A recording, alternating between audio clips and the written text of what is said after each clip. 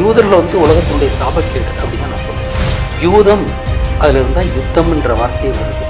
இன்னைக்கு ஈரான் மேலே தாக்குறது யாரு? அவங்க. ஆனால் இப்போ யாரை வில்லனை காமிக்கிறாங்க? ஈரானை வில்லனை காமிக்கிறாங்க. ஏன்னா மீடியாலாம் இந்த யூத பிசாசுங்க கையில் இருக்குது. இதை நாம் வன்மையாக கண்டிக்கிறோம். ஈரானுக்காக எல்லோரும் வேண்டிக் கொள்வோம். வணக்கம். ஒரு இரங்கல் செய்தி. ஈரானுடைய பெருந்தலைவர் இன்று அதிகாலை இஸ்ரேலுடைய தாக்குதலில் அவர் குடும்பத்தோடு இறந்துவிட்டார். அவரது மறைவுக்கு ஆழ்ந்த இரங்கலை தெரிவித்துக் கொள்கிறோம். இது என்னுடைய பர்சனல் லாஸ், என தனிப்பட்ட இழப்பாகவே நான் கருதுகிறேன். அந்த அளவுக்கு அவர் வந்து ஒரு அருமையான மனிதர், நைஸ் மேன், ரொம்ப தெய்வீக தோற்றம் கொண்டவர். அவருடைய அதாவது ஈரானுடைய ஸ்பிரிச்சுவல் லீடரும் அவர் தான். இப்போனா ஒரு முக்கியமான புள்ளி. அவங்கள குறி வச்சு தாக்குனது மிகுந்த கண்டனத்துக்குரியது. இஸ்ரேலையும் அமெரிக்காவையும் மிக வன்மையாக நாம் கண்டிக்கின்றோம். அதாவது யூதர்கள் வந்து உலகத்தினுடைய சாபக்கேடு அப்படி தான் நான் சொல்லுவேன்.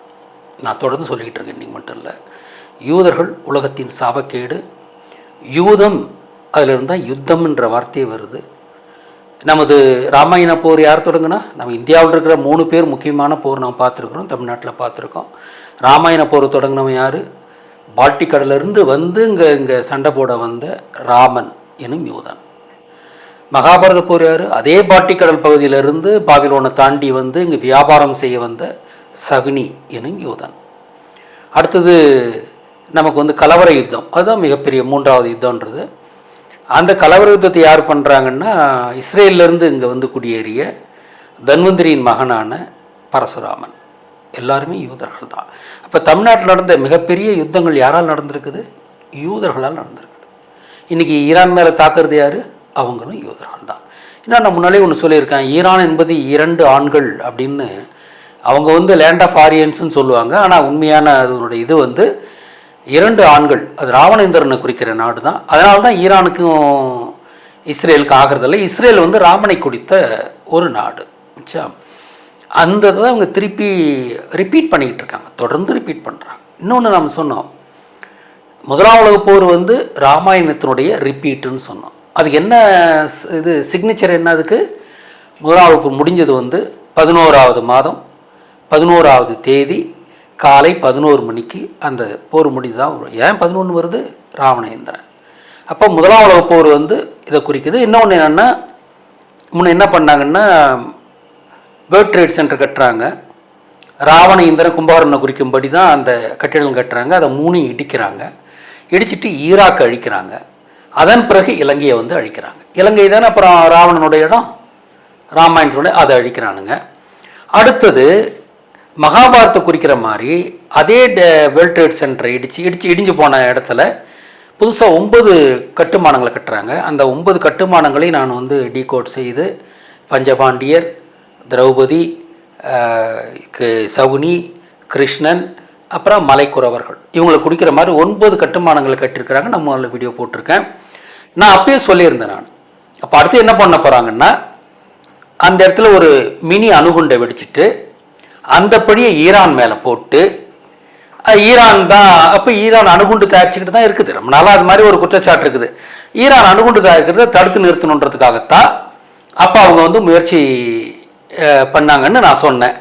நான் இந்த வீடியோ போட்ட பிறகு, அதாவது WTC-2 அது மகாபாரத்தை குறிக்கிற மாதிரி 9 பில்டிங் கட்டுவாங்க. அதன் பிறகு முன்ன ஈராக்கு, இப்போ ஈரான் அழிப்பாங்க. அதன் பிறகு தமிழகத்தை அழிப்பாங்க. முன்ன வந்து இலங்கை, இப்போ தமிழகம். தமிழகத்தில் வந்து இந்தியாவின் அங்கமாக இருக்கிறதால என்ன பண்ணுவாங்கன்னா, இது 2ஆம் மகாபாரத போர் தானே, அப்போ சகுனி. அதனால் சகுனியை குறிக்கும்படி 6 அணு உலை, ஏன்னா நம்ம சகுனியை நாம் கொன்று கடலில் தூக்கி போட்டோம். அதனால் கூடங்குளத்தில் 6 அணு உலைகளை சகுனியை குறிக்கும்படி கட்டி அதை வெடிக்க வச்சு, அதாவது சகுனி நம்ம மேலே பழி வாங்குற மாதிரி பண்ணுறதுக்காகத்தான் 6 அணு உலை கட்டிருக்காங்கன்னு நான் பாச்சியாக சொல்லிட்டேன். இவ்வளோ வெளிப்படையாக சொன்னதால் அதை அவங்களால செய்ய முடியல. இல்லாட்டி போனால் 2021 2022 அதை செஞ்சுருப்பாங்க. நான் ஏற்கனவே சொல்லிட்டேன்றதால அவங்க செய்யாமல் இருந்தாங்க. இருந்தாலும் ஈரான் அழிக்காமல் அவங்களால இருக்க முடியல. துடிச்சுக்கிட்டு இருக்குது. அவங்க வந்து ஈரான் என்பது ராவணேந்திரனை குறிக்கும். எப்படியாவது அவங்கள அடிக்கணும்னு நினச்சிட்டு இருந்தாங்க. இப்போ திருப்பியும் வீணாக தான் வம்புக்கு வந்திருக்காங்க. ஈரான் எந்த தப்பும் பண்ணல. நீங்கள் அவன் அணுகுண்டு தயாரிக்கிறாங்கன்னா ஏன் அமெரிக்கா அணுகுண்டு தயாரிக்கலாம், இஸ்ரேல் அணுகுண்டு தயாரிக்கலாம், வச்சுருக்கலாம், ஈரான் வச்சிருக்கூடாதா? உங்களுக்கு ஒரு சட்டம், அடுத்தவனுக்கு ஒரு சட்டமா? இது என்ன நியாயம் இது? உலக மக்கள் எல்லாம் இன்று ஈரானோடு ஒன்றிணைய வேண்டும், ஈரானுக்கு ஆதரவாக இருக்க வேண்டும். சோஷியல் மீடியாலாம் தயவு செய்து பேசுங்க. இந்த அக்கிரமத்தை, அநியாயத்தை நாம் ஏற்றுக்கொள்ளக்கூடாது.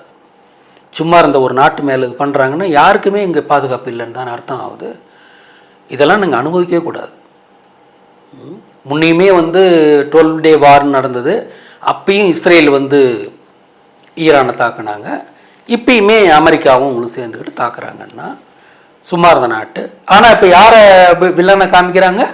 ஈரானை வில்லனாக காமிக்கிறாங்க. ஏன்னா மீடியாலாம் இந்த யூத பிசாசுங்க கையில் இருக்குது. உலக மீடியாக்கள் எல்லாம், இந்திய மீடியாவும் என்ன இங்கே பிராமண கையில் தானே இருக்குது. அவங்களாம் யூதர்கள் தானே. இந்திய யூதர்களுக்கு பிராமணன்னு பேர். எல்லாம் இவங்க கையில் இருக்குது. பொதுமக்கள் அவங்க சொல்கிற கதையை வாங்காதீங்க. நீங்கள் மெயின் ஸ்ட்ரீம் மீடியாவில் பேசுகிறதெல்லாம் நம்பாதீங்க. சோஷியல் மீடியாலாம் நல்ல நல்ல எண்ணம் கொண்டவர்கள் அகில இந்தியாவிலும் உண்மையை பேசி செய்திகளை பகிருங்கள். இவங்க நேரேட்டிவெல்லாம் மாற்றணும். ஆனால் இப்போ சோஷியல் மீடியா வந்த பிறகு தான் உண்மைகள் தெரிய ஆரம்பிச்சிருக்கு நமக்கு. அதனால் இதை நாம் வன்மையாக கண்டிக்கிறோம். அந்த ஈரான் மேல் தாக்குதலையும், அதை அவங்க மத தலைவரையும், போற்றத்தகுந்த ஒரு தலைவரையும், நல்ல மனிதரையும் கொன்றது வந்து ஏற்றுக்கொள்ள முடியாத ஒன்று. அவங்க என்ன பண்ணுறாங்கன்னா, இது ஒரு சைக்கலாஜிக்கல் வார்ஃபேர் மாதிரி. முதல்ல அவரை அடிச்சுட்டா நிலை குலைஞ்சு போயிடுவாங்கன்றதால என்னென்னா அவங்களுக்கு சுலபமாக வெற்றி கிடைக்குன்ற மாதிரி தான் இதெல்லாம் பண்ணுறாங்க. எப்பயுமே அவங்க பண்ணிக்கிட்டு தான் இருக்காங்க. யூதர்களை பொறுத்த வரைக்கும் போர் தர்மம்னு அவங்களுக்கு எதுவும் கிடையாது. மற்றவங்களுக்கெல்லாம் உண்டு. போர் தர்மமே இருக்காது. நான் வந்து பரசுராமன் எப்படி சண்டை போட வந்தோம், இது அம்மை நோயை பரப்பிட்டு தான் சண்டை போட வந்தோம். வச்சுங்களா? இப்போ கொரோனா வந்த உடனே 3ஆம் உலக போர் வந்திருக்கணும். கொரோனா வந்த உடனே வந்து உக்ரைனுக்கும் ரஷ்யாவுக்கும் சண்டை, அதை உலகப்போராக மாற்றுறது தான் முயற்சி பண்ணானுங்க. ஆனால் உலகப்போர் வர்றதுக்கு வாய்ப்பு கிடையாது அப்படின்றதால எல்லாருமே அதை வெறுக்கிறாங்க. ஏன்னா பெரிய பொருளாதார இழப்பு வரும், பெரிய நஷ்டங்கள் உண்டாகுன்றதால யாரும் அதை வாங்கலை. ஆனால் இப்பயுமே வந்து அது ரீஜனல் வார்ஃபேராக தான் முடியும் நினைக்கிறேன். அது உலகப்போராக மாறுறதுக்கு வாய்ப்பு இல்லை, மாறவும் கூடாது. ஏன்னா பெரிய இழப்புகளை நம்ம சந்திக்க வேண்டியிருக்கோம், பெரிய பின்னடைவுகளை சந்திக்க வேண்டியிருக்கோம். எல்லாருக்கிட்டையும் அணு ஆயுதங்கள் இருக்குது. அதனால் அந்த உலகப்போர்லாம் மூடக்கூடாது. ஈரான் மக்களுக்காக, அநியாயம் செலுத்தப்படும் ஈரான் மக்களுக்காக நாம் அனைவரும் ஒவ்வொரு தமிழரும் வேண்டிக் கொள்ளுங்கள், தொடர்ந்து வேண்டிக் கொள்ளுங்கள். அந்த போர் நிற்கும் வரை தொடர்ந்து ஈரானுக்காக நம்முடைய வழிபாடு இருந்தால் ஈரான் நிலைத்திருக்கும். ஈரான் என்பது ராவணேந்திரனை குறித்த நாடு. அவர்கள் நம்மவர்கள். அதனால் அதுவும் நியாயமானவர்கள். ஆச்சா, இப்போ யூதனுக்கெல்லாம் எந்த வரமுறையும் கிடையாது. ஆனால் இஸ்லாமியர்கள் அப்படி கிடையாது. இஸ்லாமியர்கள் வந்து ஒழுங்கை கடைபிடிக்கிறவங்க. அதனால் அவங்க மேலே இந்த அநியாயமான போர் வந்து ஏற்புடையதே இல்லை. நான் அணுகுண்டு வச்சுக்கலாம், நீ வச்சக்கூடாதுன்றது எந்த விதத்தில் நியாயம் சொல்லுங்கள்? இது எப்படி உலக நீதி ஆக முடியும்? ஈரான் அணுகுண்டு செய்யறது சரின்றதுக்கு இப்போ இந்த போரே ஒரு இதாக வந்துருச்சு. டிட்டரன்ஸ் வச்சுருக்கணுமா இல்லையா? இப்போ ஈரான்கிட்ட அணுகுண்டு இருந்தால் இவங்ககிட்ட வந்திருக்க மாட்டானுங்க. அப்போ ஈரான் ஒவ்வொருத்தருக்கிட்டையும் அணுகுண்டு இருக்கணும். இந்தியா கிட்ட இருக்குல்ல, பாகிஸ்தான் கிட்ட இருக்குல்ல, ஏன் ஈரான் வச்சக்கூடாது? அமெரிக்கா கிட்ட இருக்குது, இது இஸ்ரேல் கிட்ட இருக்குது, பெரிய நாடுகள் எல்லாத்துக்கிட்டே இருக்குது. லண்டன், இது ஃப்ரான்ஸு, ரஷ்யா, எல்லா நாடுகள்கிட்ட இருக்குது, சைனா, எல்லா நாடுகிட்ட இருக்குது, கொரியா. ஏன் ஈரான்கிட்ட இருக்கக்கூடாது? இது என்ன ஓர வஞ்சனை? நான் வச்சுக்கலாம், நீ வச்சுக்கூடாதுன்னு எந்த விதத்தில் நியாயம்? அதனால் அனைத்து மக்களும் ஈரானுக்காக வேண்டிக் கொள்ளுங்கள். இந்த போர் முடியும் வரை ஈரான் வெல்ல வேண்டும் என்று கடவுளை பிரார்த்தியுங்கள். நம்மால் முடிந்தது அதுதான். நமது இந்திய அரசாங்கமே அநியாயம் பிடித்த அரசாங்கமாக தான் இருக்கிறது. இப்போ மோடி அங்கே போயிட்டு வந்த பிறகு தான் இந்த சண்டையும் ஆரம்பிச்சிருக்கு. இந்த சண்டைக்கு பின்னால் இந்தியாவும் இருக்குது. இந்தியாவின் சாபக்கேடு பிராமணர்கள். ஆச்சா, இவங்க வந்த பிறகு தான் நம்ம வந்து நமது சாதிகளாக பிரித்து வர்ணாசிரமத்தை உண்டு பண்ணி, என்றைக்கு அவங்க இந்தியாவுக்குள்ளே நுழைஞ்சாங்களோ பிராமணர்கள், அன்னைக்கு வந்து யூதர்கள், அன்னைக்கு வந்து நம்ம குட்டிச்சவரை போனோன்றது தான். எல்லாரையும் வந்து ஹியரார்க்கியெல்லாம் இவன் மேலே, அவனுக்கு மேலேன்னு 4 வருணம் தான், 5 வருணம் 4 வருணன்றதுலாம் கிடையாது. அதாவது பஞ்சமர்ன்றது வந்து சோஷியல் அவுட்காஸ்ட், தீண்டத்தகாதவர்கள் அப்படின்னு 5 வர்ணங்களாக பிரித்து வச்சது இவனுங்க தான். ஸோ அதனால் அவங்களால நமக்கு நடந்ததெல்லாம் போதும். இன்னும் இந்தியா வந்து பிராமண கையில் தான் இருக்குது. அதையும் நாம் மீட்க வேண்டும். அதை மீட்கிறதுக்கு என்ன ஒரு வழின்னா, எலக்ட்ரானிக் ஓட்டிங் மிஷினை ஒழிச்சாகணும். தயவுசெய்து மக்களே, பிராமணன் இந்தியாவை தனது கைக்குள் வைப்பதற்கு வைத்திருக்கிற நவீன ஆயுதம்தான் electronic voting machine. Paper ballot வரணும், அன்னைக்கு போட்ட ஓட்ட அந்த இடத்துலையே எண்ணணும், ஒவ்வொரு பூத்துலையும் எண்ணணும், கேமரா முன்னால் எண்ணணும். இதுதான் நாம் வைக்கிற கோரிக்கை. ஆச்சா, அதாவது எலக்ட்ரானிக் ஓட்டிங் மிஷின் இருக்கக்கூடாது, பேலட் பேப்பர் வச்சு தான் எலெக்ஷன் நடக்கணும். அது மட்டுமல்ல, நடந்த இடத்திலேயே ஒவ்வொரு பூத்திலேயே அன்றே அது எண்ணப்பட வேண்டும். அப்போ தான் உண்மையான ஜனநாயகம், மக்கள் விரும்பும் ஜனநாயகம் இங்கே வரும். இதெல்லாம் பிராமணன் வந்து தன்னை, இந்தியா வந்து பிராமணன் கட்டுப்பாட்டு இருக்குன்னு இப்போ ட்ரம்ப்போட அசோசியேட் ஒருத்தர் சொல்லியிருக்கார் இல்லையா சமீபத்தில், இந்தியாவை ஆள்பவர்கள் பிராமணர்கள் தான் சொல்லியிருக்காரு. அது ஊரறிஞ்ச உண்மையை அவரும் சொல்லியிருக்கார். ஆச்சுங்களா, பிராமணர்கள் இந்த மண்ணுக்கு உகந்தவர்கள் அல்ல, உரியவர்களும் அல்ல, அவங்க வந்தேரிகள். அவங்க தான் அந்த நாட்டை ஆண்டுகிட்டு இருக்கிறாங்க. இன்றைக்கி திரைமறையில் இருந்துக்கிட்டு ஆண்டுகிட்டு இருக்கிறாங்க. அம்பேத்கரை பற்றி உங்களுக்கு தெரியும் இல்லையா? அம்பேத்கருக்கு ஒரு பிராமண பொண்ணை கல்யாணம் பண்ணி விட்டு கான்ஸ்டியூஷன் எழுதுனது யார்? பெனகல் நரசிங் ராவ்ன்ற ஒரு பிராமணன். எல்லாம் சதிங்க. இதிலிருந்து நாம் மீளணும். இந்தியாவை பிராமண ஆதிக்கத்திலிருந்து நாம் மீட்க வேண்டும். அது ஒவ்வொருக்கும் இந்த புரிதல் வரணும். ஆச்சுங்களா, முதல்ல நம்ம தமிழ்நாடு மீளட்டும் பிராமண ஆதிக்கத்திலிருந்து. நான் பட்டதெல்லாம் போதும். யூதர்களை பொறுத்த வரைக்கும் 2 இனங்கள் இருக்குது, ஒன்று யூதன், இன்னொன்று தமிழ். அவங்கள பொறுத்த வரைக்கும் உலகத்தில் இருக்க எல்லாரையும் தமிழனாக தான் பார்க்குறான், யூதர் இல்லாதவங்களையும்.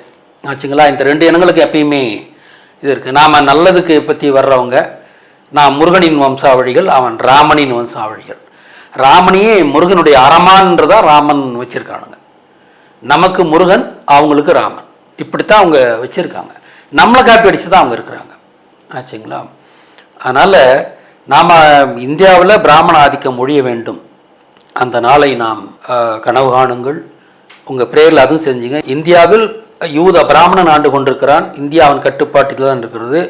உலகம் முழுவதையும் யூதன் தனது கட்டுப்பாட்டில் வைத்திருக்கிறான். திரைமறைவில் அவன் தான் ஆண்டுகிட்டு இருக்கான்.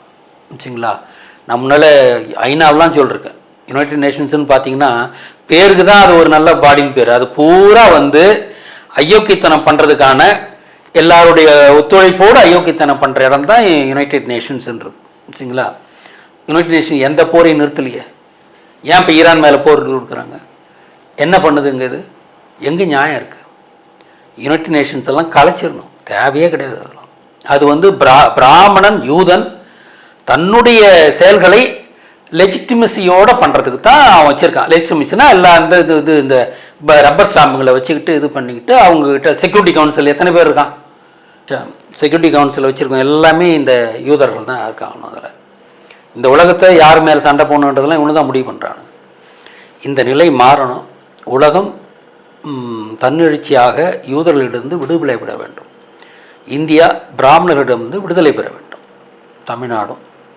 அதனால் அங்கங்கே அந்த மக்களின் ஆட்சி வாழணும். இந்த இந்திய பிராமணர்கள் வெற்றி பெறுவது காரணமாக இருக்கிறது வந்து எலக்ட்ரானிக் ஓட்டிங் மிஷின். அது ஒழிக்கப்பட வேண்டும்.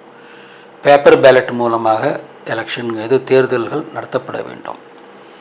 அந்த பேலட்டையும் அன்னன்னைக்கே அந்தந்த பூத்துலேயே கேமரா முன்னால் எண்ணணும். இதுதான் நாம் வைக்கிற கோரிக்கை. ஸோ அந்த மாதிரி நாம் நல்லதொரு ஜனநாயகம் இந்தியாவிலும் தமிழ்நாட்டிலும் ஏற்படும்படி நாம் வேண்டுவோம்.